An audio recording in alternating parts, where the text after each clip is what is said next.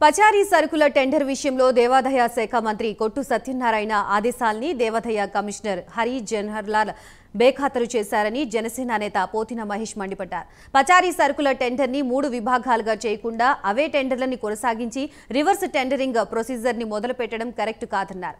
దీన్ని బట్టి మంత్రి కొట్టు సత్యనారాయణ ఉత్సవ విగ్రహమా లేక మాజీ దేవాదాయ శాఖ మంత్రి మాటలే ఇంకా ఆ శాఖలో చెల్లుబాటు అవుతున్నాయా అని ప్రశ్నించారు.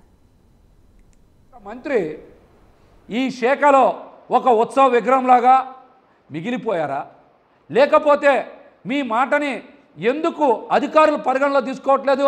ఇంకా గత మంత్రి మాజీ మంత్రి వెల్లంపల్లి శ్రీనివాసరావు ఆదేశాలనే అమలు చేస్తున్నారా? దీనికి మీరు సమాధానం చెప్పాలి. సీఎం జగన్మోహన్ రెడ్డి గారు మీరు దీనికి రాష్ట్ర ప్రజలకి సమాధానం చెప్పాలి. పచారీ సరుకుల కాంట్రాక్టర్ మీద అధికారులకు కానీ అధికార పార్టీకి కానీ అంత ప్రేమ ఎందుకో?